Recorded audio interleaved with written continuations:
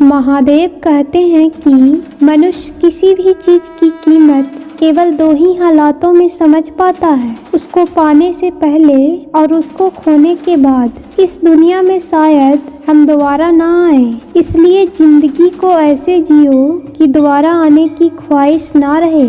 आपके कर्म ही आपकी पहचान है, वरना एक नाम के तो हजारों इंसान हैं। समझदार इंसान का दिमाग चलता है और नासमझ इंसान का जुबान चलती है। धैर्य होना अत्यंत आवश्यक है। माली चाहे किसी भी पेड़ को कितनी भी पानी से सींचे, फल तो वक्त आने पर ही लगेंगे। इंतजार मत करो, जितना तुम सोचते हो जिंदगी उससे कहीं तेजी से निकल रही है। शहर की पुरानी बस्ती में ताले की एक दुकान थी। उस दुकान में ढेर सारे ताले चाबी थे। लोग ताले खरीदने वहां आते। कभी कभी मुख्य चाबी गुम हो जाने पर डुप्लीकेट चाबी बनवाने भी उस दुकान पर आते। उसी दुकान में कोने में एक मजबूत हथौड़ा भी पड़ा हुआ था, जो ताला तोड़ने के काम में आता था, लेकिन उसका प्रयोग कभी कभी ही होता था। कोने में पड़े पड़े हथौड़ा अक्सर सोचा करता कि मैं इतना मजबूत हूँ, इतना शक्तिशाली हूँ, इसके बाद भी इतने प्रहार झेलता हूँ, तभी तो ताले खोल पाता हूँ। लेकिन चाबी इतनी छोटी होने के बावजूद किसी भी ताले को बड़ी ही आसानी से खोल लेती है। ऐसा क्या है इस छोटी सी चाबी में? एक दिन जब दुकान बंद हुई तब उससे रहा नहीं गया। उसने चाबी से पूछ ही लिया, चाबी बहन, मैं बहुत दिनों से एक बात सोच रहा था, किंतु बहुत सोचने के बाद भी मैं किसी निष्कर्ष पर नहीं पहुंच पाया। क्या तुम मेरे एक सवाल का जवाब देकर मुझे निष्कर्ष तक पहुंचाने में मदद कर सकती हो? चाबी नम्रता से बोली, पूछो भाई, तुम्हारे सवाल का जवाब मैं तुम्हें अवश्य दूंगी। बहन, तुम में ऐसी क्या खास बात है कि तुम इतनी छोटी सी होने पर भी हर प्रकार के ताले, चाहे वो कितना मजबूत और जिद्दी क्यों ना हो, आसानी से खोल देती हो? जबकि मैं तुमसे बहुत बड़ा हूँ, बलशाली और शक्तिशाली होने के बावजूद ऐसा नहीं कर पाता। मुझसे ताला खोलने में बहुत मेहनत लगती है और कई बार प्रयास करने के बाद ही ताला टूटता है। चाबी मुस्कुराई और बोली, बहुत ही साधारण सी बात है हथौड़े भाई, तुम ताले पर प्रहार करते हो, इस तरह तुम उस पर बल का प्रयोग करते हो और खोलने के प्रयास में उसे चोट पहुंचाते हो। ऐसे में ताला खुलता नहीं बल्कि टूट जाता है, जबकि मैं बिना बल का प्रयोग किए और ताले को चोट पहुंचाए बगैर उसके अंतर मन में उतर जाती हूँ। इसलिए मेरे निवेदन पर ताला तुरंत खुल जाता है। इस कहानी से हमें ये सीख मिलती है कि जीवन में कई बार ऐसी परिस्थितियाँ आती है जब हमारे सामने हथौड़ा या चाबी बनने का विकल्प होता है। किसी का दिल जीतना है तो उसे हथौड़ा बनकर जोर जबरदस्ती से नहीं जीता जा सकता, बल्कि चाबी की तरह उसके दिल में उतरकर जीता जाता है। इसी प्रकार किसी से कोई काम करवाना है तो डरा धमका कर और जबरदस्ती दबाव डालकर भी काम करवाया जा सकता है, लेकिन ऐसे में कार्य के प्रति उत्साह और समर्पण भावना नहीं रहेगी। यदि किसी के दिल में कार्य के प्रति समर्पण भावना जागृत कर उसे उत्साहित कर कार्य करवाया जाए तो कार्य मन लगाकर और समर्पण से किया जाएगा और ऐसे में कार्य बेहतर होगा और परिणाम भी बेहतर प्राप्त होगा। महादेव कहते हैं कि जीवन में 3 मंत्र हमेशा याद रखना। आनंद में वचन मत दो, क्रोध में उत्तर मत दो और दुख में निर्णय मत लो। अगर जिंदगी में सुकून चाहते हो तो लोगों की बातों को दिल से लगाना छोड़ दो।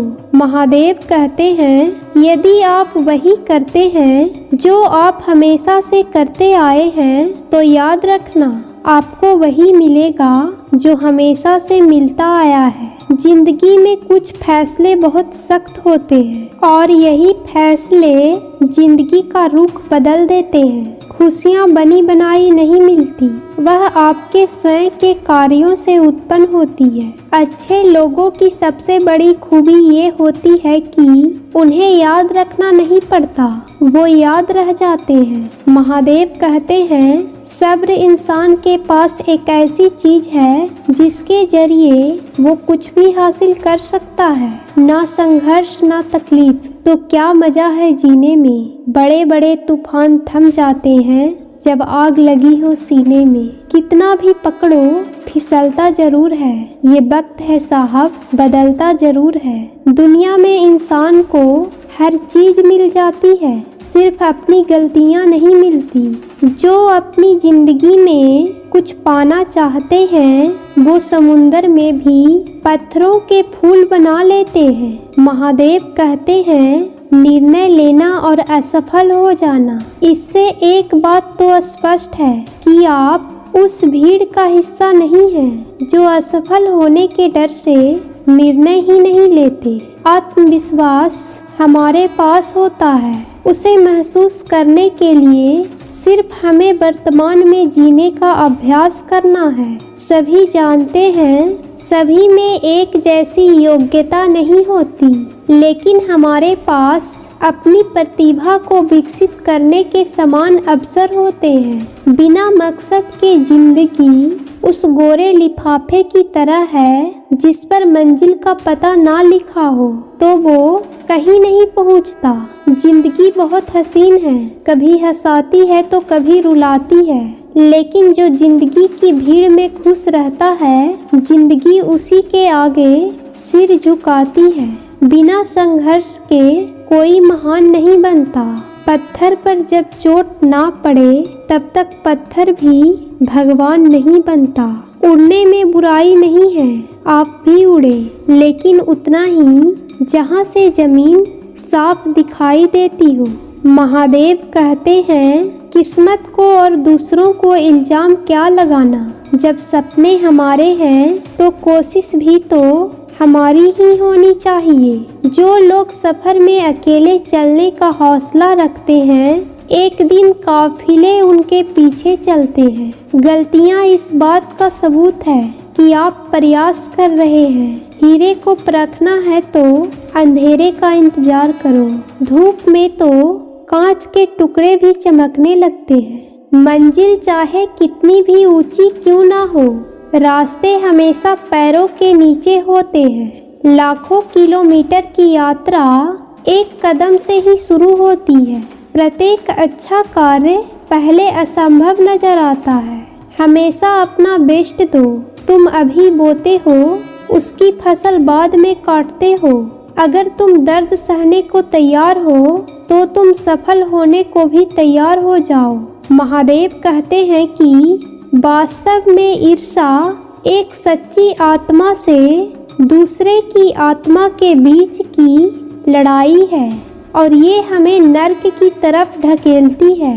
हम अपने मन की दरिद्रता को खत्म करने के लिए, अपने मन के खालीपन को भरने के लिए और अपनी अज्ञानता और अहम को मिटाने के लिए प्रयास नहीं करते, बल्कि दूसरे पर निर्भर रहते हैं और अपनी ईर्ष्याओं को बढ़ावा देते हैं। महादेव के अनुसार हम जिन भौतिक चीज़ों की वजह से एक दूसरे के साथ प्रतिस्पर्धा करते हैं, वास्तव में सदैव के लिए नहीं रहेंगे।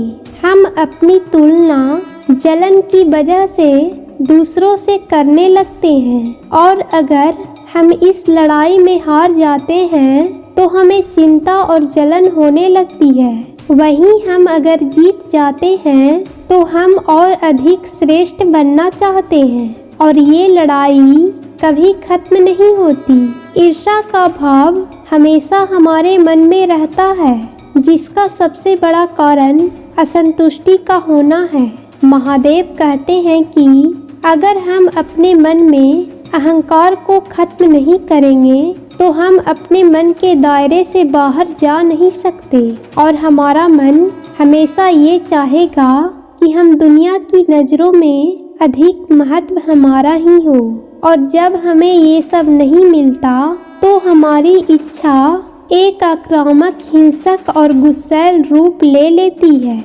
और लालच, जो कि ईर्ष्या का दाहिना हाथ है, वो सभी चीज़ों को पाने के लिए बल का प्रयोग करता है। और हमारे मन का अहंकार हमने अपने भीतर एक खालीपन और दरिद्रता को महसूस कराता है। और वही लोग इस खालीपन को भरने के लिए कई उपाय ढूंढते हैं और फिर हम अपराध को जन्म देते हैं। ये अपराध दूसरों को छीनने और चोरी करने के लिए प्रेरित करता है, फिर चाहे वो बल का प्रयोग करके हो या फिर धोखा देकर।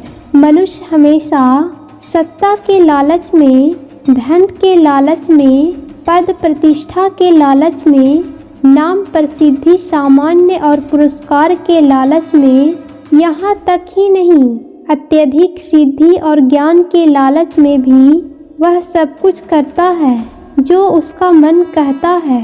और इसी तरह वो हिंसक बन जाता है। और इन सब का कारण आपके मन के एक कोने में सुलग रही जलन की चिंता है। लेकिन समाज के प्रति अपनी जलन समाज में मौजूद सभी लोगों के मन के भीतर पनपने वाली जलन को खत्म करने का सबसे सरल उपाय है कला, कविता, धर्म और दर्शन का प्रयोग करना।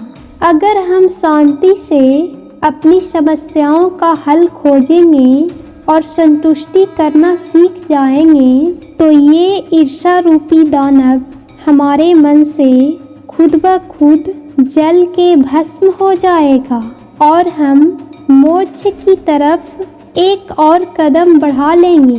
तो अगली बार किसी और की सफलता को देखकर अपने भीतर जलन का भाव आए तो ये सोचिएगा कि शायद इस सफलता की ज़रूरत आपसे ज़्यादा उस व्यक्ति को थी और आपके पास वह सब कुछ है जो आपके सामर्थ्य है, जिसके लिए आपने प्रयास किए हैं और जो आपके लिए ज़रूरी है।